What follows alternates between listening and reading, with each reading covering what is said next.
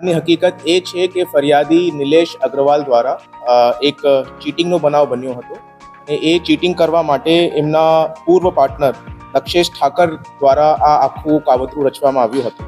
આ ગુનાની હકીકત એવી રીતે છે કે દક્ષેશ ઠાકુર દ્વારા નિલેશ અગ્રવાલને જણાવવામાં આવે છે કે એક જાકીર કરીને ભાઈ છે, તેને એક બાબા મળ્યા છે, તે બાબા જાદુ વિધિ કરીને પૈસા ડબલ કરી આપે છે.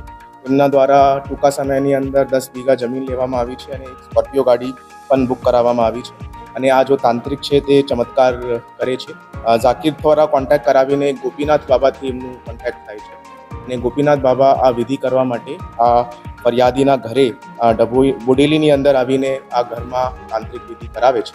અને એ તાંત્રિક વિધિ પેટે એ કહે છે કે એક ઔષધિથી આ પૈસા ડબલ થશે. એ ઔષધિ ઢૂંઢવાનું ખૂબ જ અઘરું હોય છે. તે બાબતના 30 લાખ રૂપિયા આ ફરિયાદી પાસેથી લઈ લેશે અને આગળની વિધિ કરવા માટે એમને શિનોર પોલીસ સ્ટેશનની અંદર એક બ્રિજ ઉપર લેવામાં આવે છે અને ત્યાંથી બધી પૂજા વિધિની વસ્તુઓનું વિસર્જન કરવામાં આવે છે. અને પછી આગળ ચાલતા એક પોલીસ દ્વારા ત્યાં એક નાકો લગાવવામાં આવે છે અને નાકાની ચેકિંગ દરમિયાન જો પોલીસ છે એમના દ્વારા એ કહેવામાં આવે છે કે આ બાબા પાસે ગાંજા છે અને તમે આ કેસની અંદર નહીં ફસવાનું હોય તો તમે જતા રહો છો.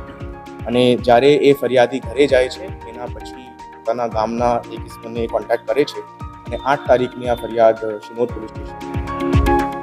આ આખું બનાવ જો છે તે એક ક્રિમિનલ કોન્સ્પિરસી હતી અને ફરિયાદી પાસેથી આ 30 લાખ રૂપિયા પડાવવા માટેનું આ આખું કૃત્ય કરવામાં આવ્યું હતું.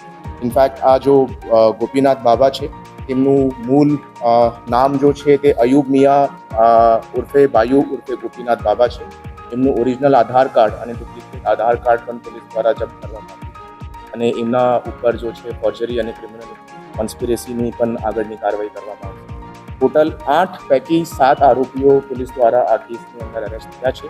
એની અંદર વડોદરા ગ્રામ્ય જિલ્લાનું એએસઆઈ કંચનભાઈ રાઠવાની પણ પોલીસ દ્વારા ધરપકડ કરવામાં આવી અને પ્રમાણે એમના દ્વારા સસ્પેન્ડ પણ કરવામાં આવ્યું.